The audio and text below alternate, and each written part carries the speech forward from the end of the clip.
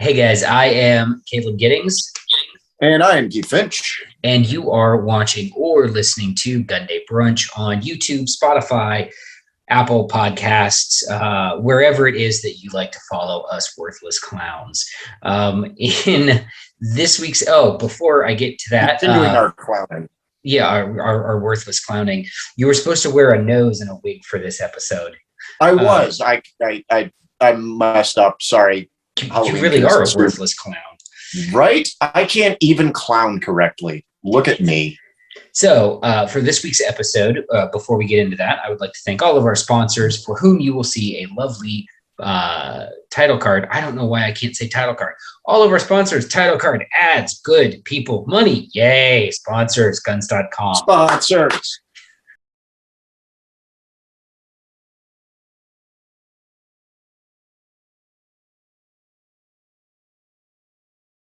Check them out, guys. It's been a day.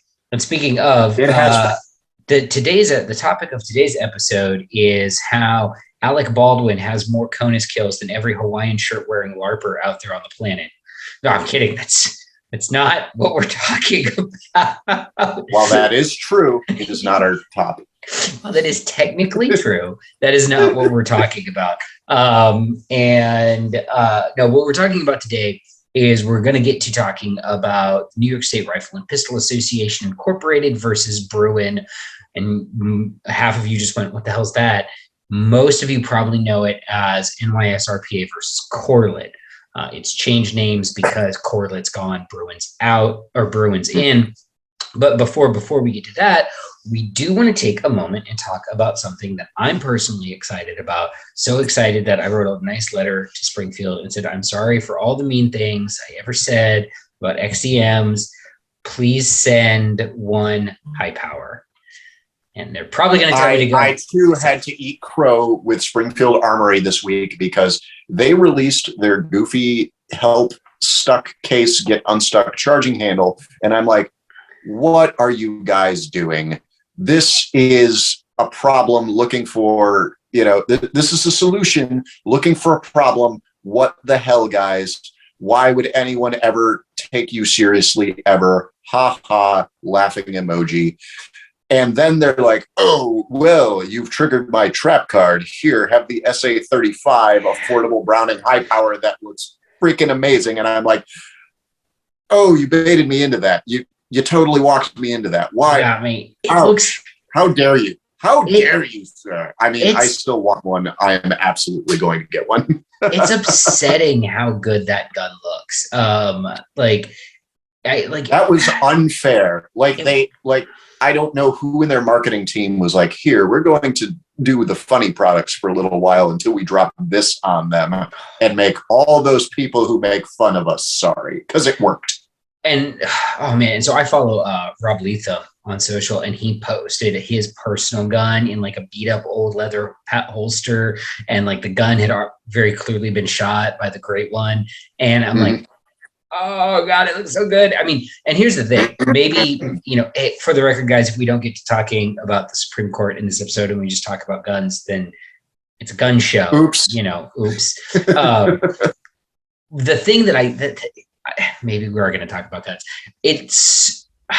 So I've had. We'll get to it. I promise. We will get to it. Just might not be this episode. Might not be this episode. That's fine. Maybe we'll talk about it after they have their oral arguments and we can discuss the arguments with some clarity. Maybe that's a smarter plan for the clown show, because I do really want to talk about this Hi-Power. Frick, I didn't know how bad I wanted to talk about it until I started talking about it. Hashtag triggered. God, I love triggered. This. So I love this. So I've had a Hi-Power and it sucked. It was not like it was I had a Belgian one and the trigger was just terrible. The hammer, of course, was awful. And the magazine disconnect is a very Belgian thing. And it just wasn't fun or good in any way, shape, or form, other than it was, an all steel 9mm. So it had like no recoil, right? Mm-hmm. And then I saw the Springfield one. Oh man, the features. It's got good sights. Mm-hmm. It's got no magazine disconnect, and it's got a rowelled hammer. And I'm like, guys, and they upped it to 15 from the classic 13. Right. And I know I saw so many people who on Monday begging Metgar, like, you guys better come out with 20s or 21s. Come out with 20 or 20 magazines. Please, Metgar, make this happen for us. So they probably will. And I can't guarantee you that they will, but they probably will, because Metgar likes money. And yeah. And Metgar likes making things that I like. Yeah. In the pistol magazine category. And then and taking our money. And then they just money machine go burr. But you know what the really irritating thing about this SA-35, I think is what it's called, is the price point. I fully expected it to be like $1,100. And if it was $1,100, $1,200, I would have been like, pass. Like, that's cool. Like, cool, but pass, not a need to buy it now. But no, what did they do to us, Caleb? What did they do? It's $700 fucking dollars. MSRP at $700, which means you'll probably be able to find it for less if you know how to shop around a gun shop. In a couple of months, it'll probably be like $600, maybe $650. $700.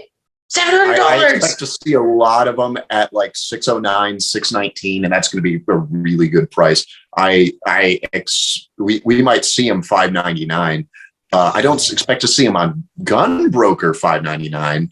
At least initially. I expect all that to be MSRP or slightly above until these get released into the wild in mass enough for it to cool down, because everybody wants one right now. And then I've seen other people speculating, like, well, what does this mean? And I commented in Gat Daily's post about how Springfield does their website a certain way, and they do it by series. Well, they do that for a reason. They do it by series. So the SA-35 could turn into its whole series. So for those of you looking for a new tactical double stack single action that might have the ability to take a light in the future because they add a rail or any number of other things, I do fully expect Springfield, if the series succeeds, which now they know it's straight fire, to do a whole new high power series. If this thing runs the way that it can run, and if they do their typical thing like they've been doing in 1911s forever, like, they're going to be able to print 7 different versions of these and they will sell like wildfire, especially if the triggers are halfway decent. Like, everyone's going to have fun with this, and then they're going to mod it to crap and have all kinds of just good time shenanigans with this. It's going to be fun. Well, good job, Springfield. Right, really good job. And the other cool thing about it is from a product standpoint, purely a product standpoint, the fact that it's high power and not a 9mm 1911 was actually a good thing, because the high power was more reliable than because the minute I say that, some guy's going to be like, here's a test of a 9mm 1911 that went 11 billion rounds and never malfunctioned. Okay, fine, whatever.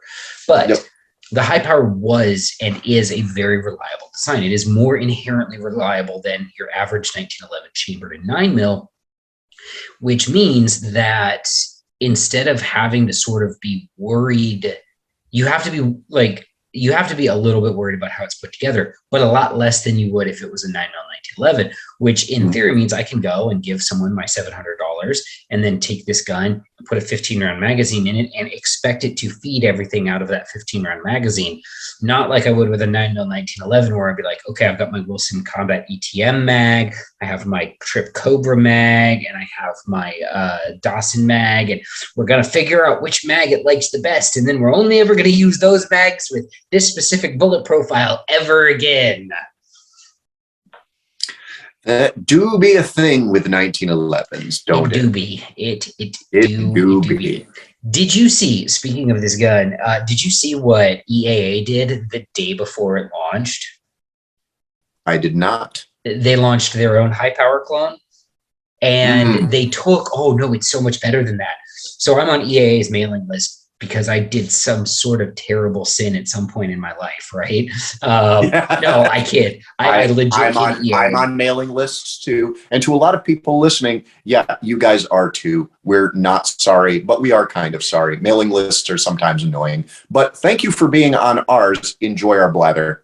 Thank you. No, it's dribble. Enjoy our dribble. Yeah, the dribble, DRIBBLE, as opposed to drivel, which means nonsense. But yeah, whatever. So EAA. So and I do kid because I actually love EAA's advertising because it is fully unhinged in the way that hard. So for those who didn't see it, Springfield teased the launch of the SA-35 launch. They teased it by putting out a thing that had like a guy sitting at like a workbench, and it had like 1935 on the calendar and a picture of John Moses Browning and stuff like that, right? So here's what EAA did to launch their high-power clone is they took that whole ass image, photoshopped EAA on the guy's back, and leaned a shotgun up against his desk next to him. And that was what they used to launch their clone, their high power clone, which is a Turkish high power clone. It's much more of a faithful reproduction in that it doesn't have all of the cool guy modern upgrades that you're looking for. But it was the most EAA thing that I've ever seen because they literally did it the day before Springfield launched theirs. And hang on, I got to see if I can find this release. It's so EAA, guys. And I'm looking at the pistol right now, and I'm like, yep, that is certainly EAA. it is, and it's so great. I love these guys. So for people who don't understand, made in Turkey, EAA's advertising ethos, they once did gun legs. So they did a poster of a woman whose legs were guns. And they've done just some of the most genuinely delightfully unhinged advertising I've seen in my life. Like you can do a Google search. Here it is. EAA Gerson MCP-35. Blah, blah, blah. Designed and engineered with Sears. Oh, theirs does have a rowelled hammer, so that's nice. And theirs has an ambi safety. Blah, blah, blah, blah, blah. Where is the... I could have sworn that in this ad they took the piss out of Springfield, but maybe in this press release. Oh, here it is. It was in the first paragraph. Let me get my press release voice on. Florida-based company, European American Armory Corporation, the world's leading importer of European firearms, has made it their mission to bring the U.S. consumer firearms that are on the leading edge of technology and doing so before any other importer or manufacturer. Such is the case with EAA's latest firearm, the Gerson MCP-35, which will be readily available November 15th and the first to hit the market long before the competition. Which I appreciate that they said that because, and I have no beef with EAA. I've reviewed their guns. I know some people who work there. But if I go on Gunbroker and type in Springfield SA-35, I can buy one right now. Is it expensive? Yes, it's like $1,000 was the cheapest one I found. Okay, now we're gonna type in EAA Gerson. The fuck was the name of that? MCP-35. MCP-35. I like how they're like zero items match. European American Armory, finest firearms from Europe, and they're like Turkey counts as Europe, little bit Europe.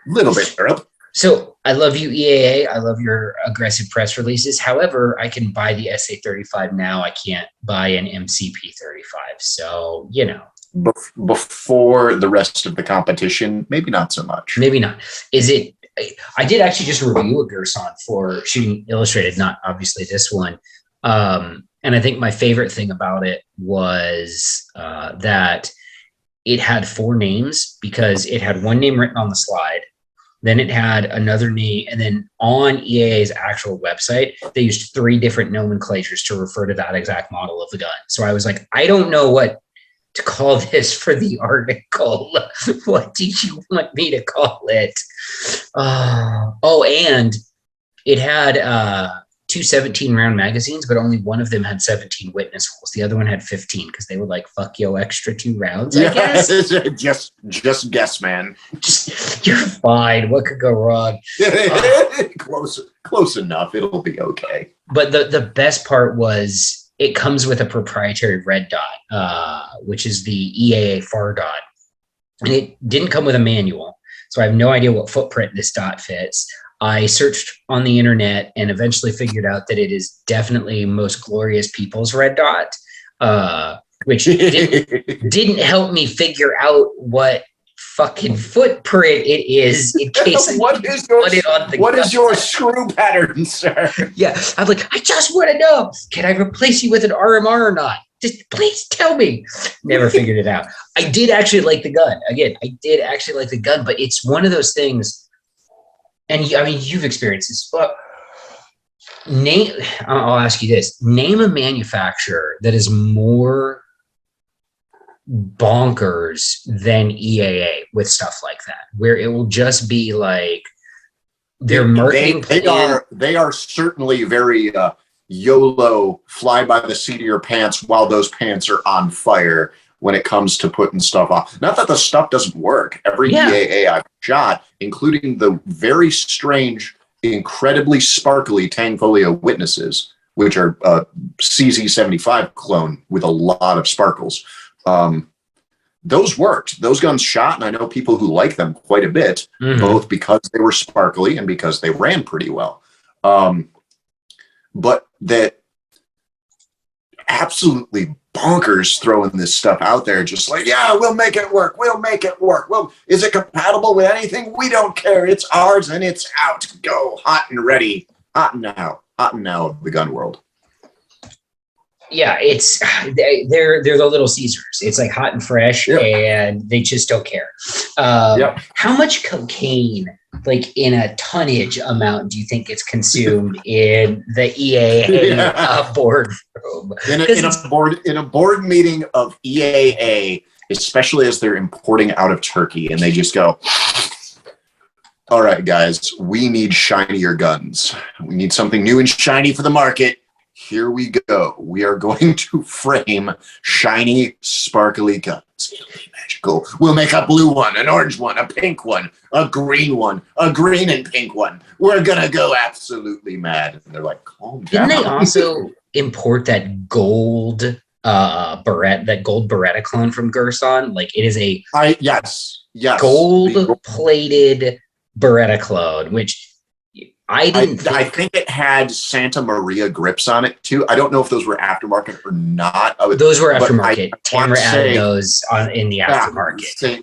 Okay. The one I saw was Tam's, and I'm like, if those come stock with Santa Maria grips, St. Mary grips, like, they just win. It's a whole different category of, I don't even care if this gun runs. This gun just wins in its own area of just existing. It's just one at life.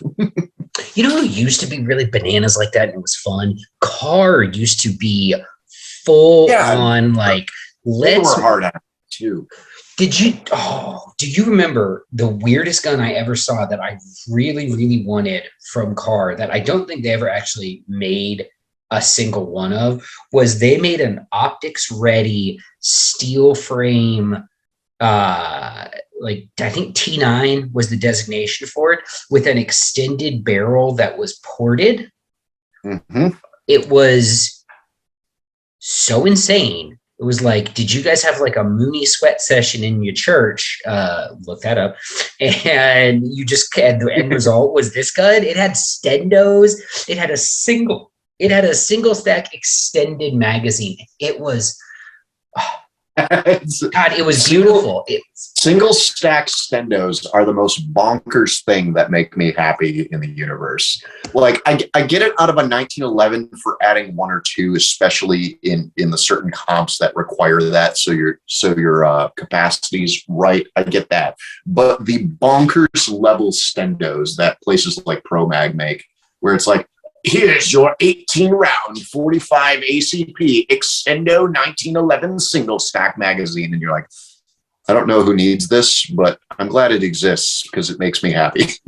Guys, I found a picture of the car, and I'm going to, when this video goes live, I promise you that I will post a link to this gun, the Gen 2, the Kahr Gen 2 Premium Series. And I'm sending this to Keith so he can behold this thing, because it is just, it's so,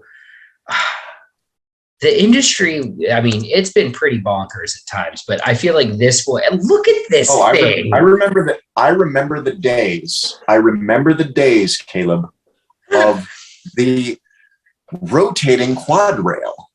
The rotating quad rail of the AR-15. The absolute most bonkers, most useless thing that I could ever imagine from a practical standpoint. But like, if you knew absolutely nothing other than quad rails had stuff that you could put on them, like the rotation kind of had merits if you didn't think about it. Yeah. And Or so they did it. you could turn it into a this propeller. Yes. Oh, yes. But the fact that you could rotate the grip this way and this way and this way, I don't know why you would want to any point in time, but you could rotate your light and it could be at the 6 o'clock and then it could be over at 9 or 3. Who knows? Go crazy. All right. So I figured out a title for this episode and I will frame it with a question to you. What is the wildest product that you ever saw at SHOT Show that you also low-key wanted and or loved? Ooh. The wildest product to this day was the Twerk Pod. The what? The Twerk Pod. I have to look it up. I'm on their mailing list. Did you say Twerk Pod? Twerk Pod. The Twerking Bipod. As you know, a bipod. Yep. I have to figure. I am not clicking on the first result for Twerking Bipod. Oh my God. I have to find it. I don't remember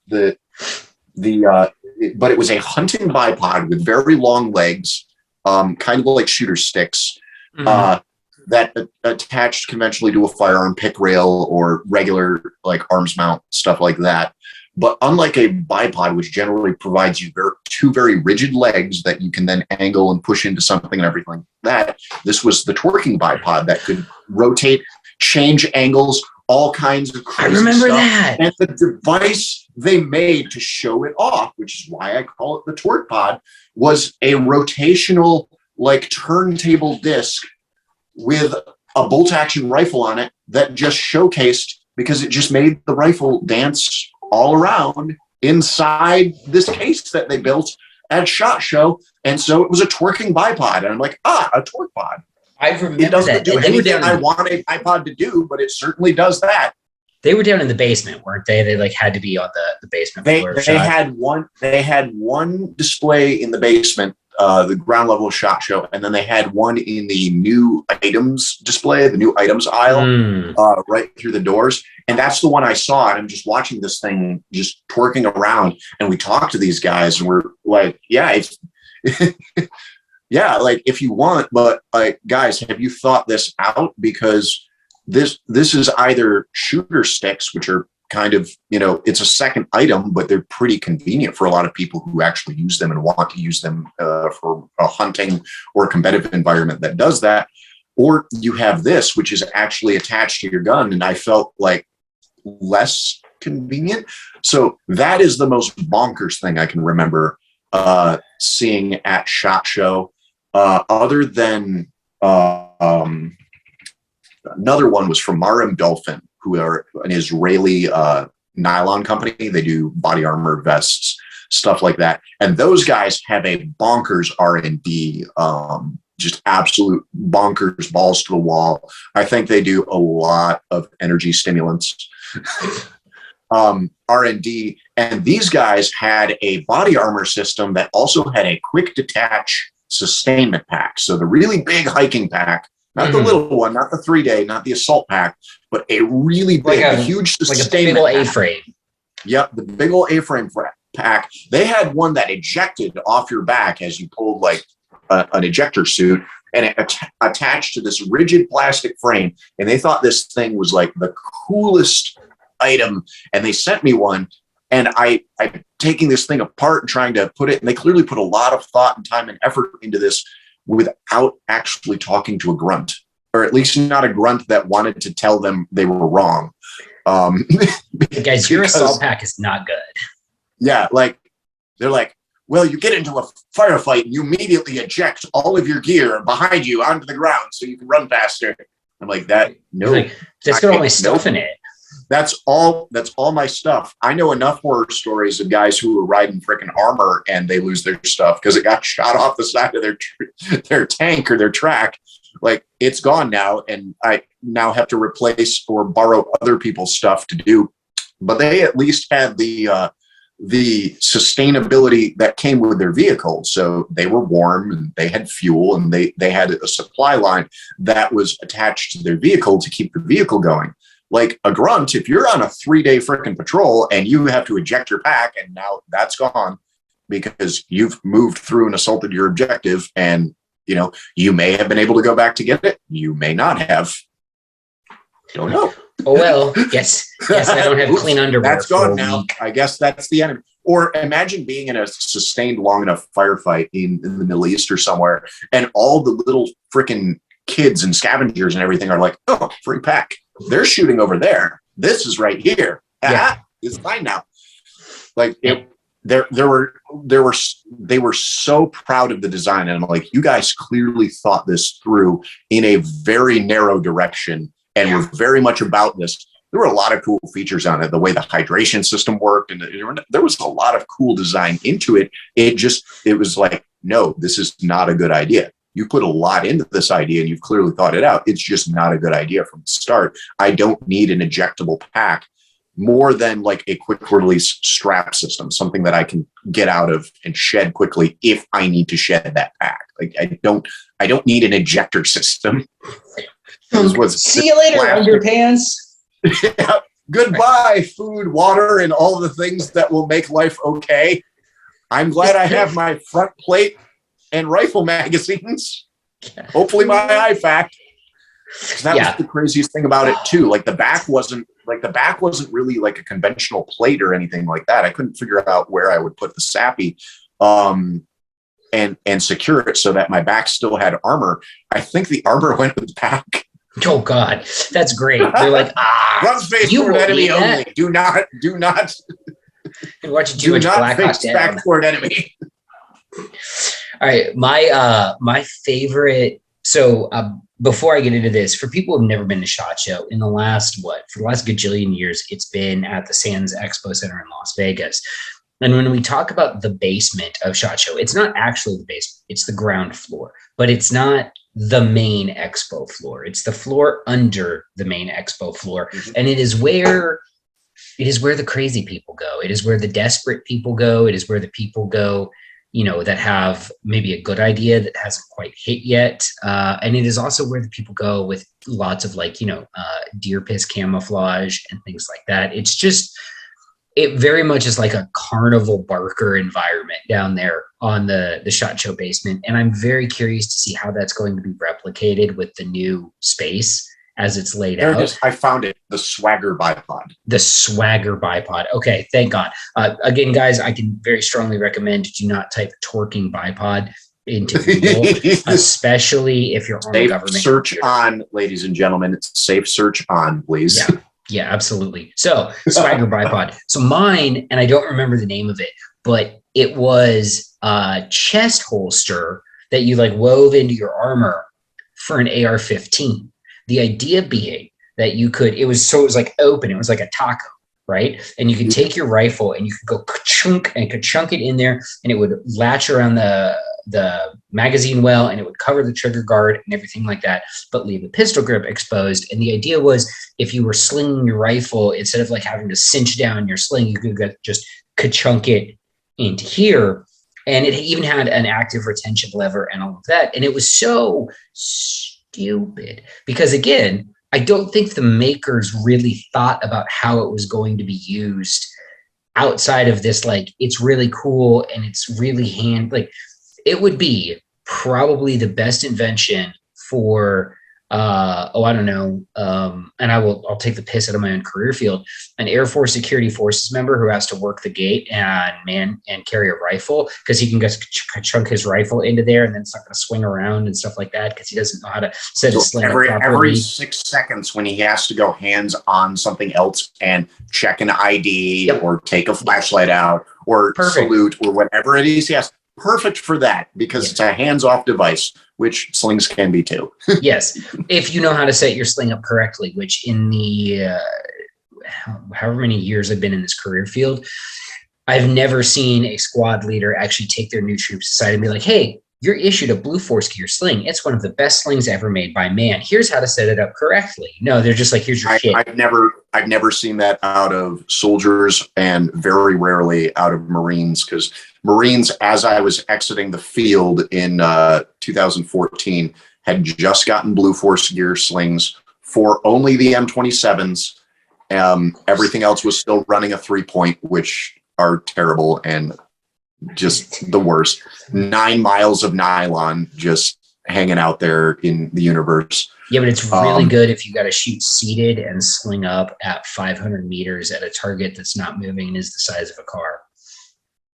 It is good for that. You could get tension on that. Hope you do not have any looseness in the barrel and that you use the same flex on your barrel every time while shooting. Yeah, weird. But what I wanted it for, and the reason why I wanted this product was because, so at the time I was a very avid competitor in Bianchi Cup, which is an action shooting sport, blah, blah, blah.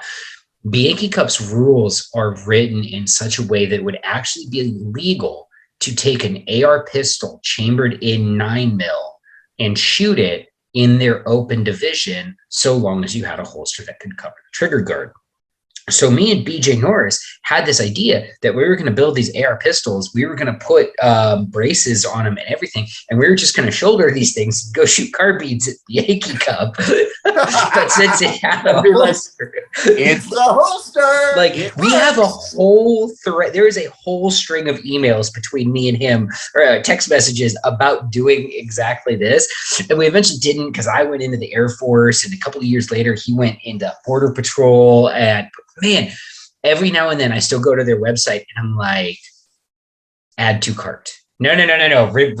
Remove from cart, because I do have a 9mm AR pistol from Aero Precision, which I've tested and is very accurate. So, you know, it's one of those products.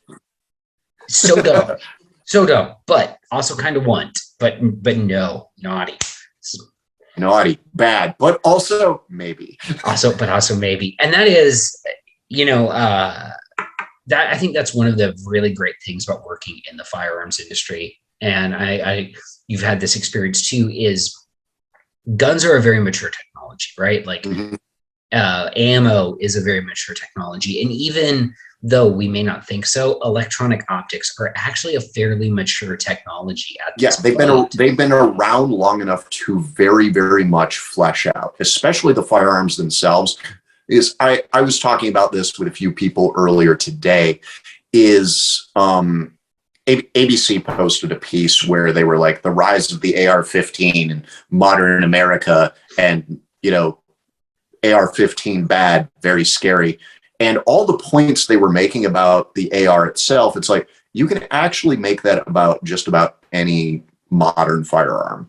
They would make a pro point about it, like what people like about it. It's like, yeah, but I have shotguns and bolt guns that also fit all those very vague, generic, descriptive words. And that's because these are good firearms. They're well-made firearms for what they do. What you guys don't want to come out and say is that these are the specific rifle we are talking about is a fighting rifle, and a fighting rifle does not care whether or not it's being used to fight in a lawful manner or in an unlawful one. It's simply a good fighting rifle. And they didn't want to come out and say that, or say that in those terms. But one of the things I brought up was the maturity of pump action shotgun technology. Like the trench gun was 1897. Yeah. Pump action shotgun, 1897. And we really haven't changed it all that much from then till now. Well, and like if you, and I mean, like you look at a Mossberg 590 and then you look at the trench gun, pretty similar.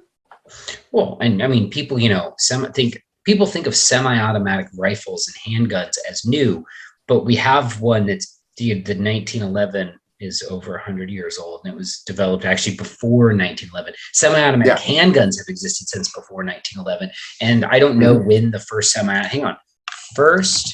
semi-automatic rifle. Fusil automatique modèle 19. Just guess what the next two numbers are going to be. 01. Oh, close. 17. 1917, the Fusil Automatique. So that sounds like it's a Belgian.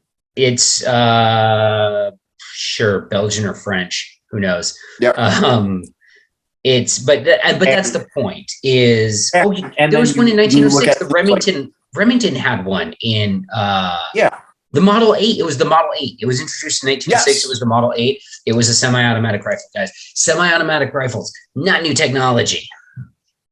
Magazine fed, not new technology. They were talking about doing that to the Garand in 1926. Which they should have. They should have chambered it in 6mm. Yeah, they the original.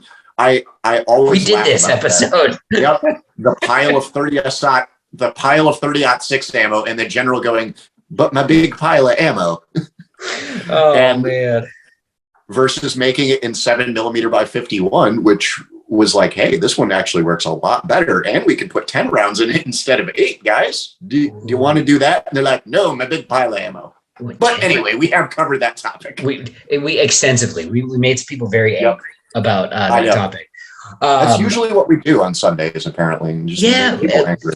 Make a lot of people happy too. They're just quieter. Yeah, that's very true. I can't imagine anyone being angry about this episode because we spent 30 minutes now talking about things that bring us joy, like ridiculous products. And just to reiterate, I love EAA. I love their ludicrous advertising. They are nuts, and it's awesome. It is.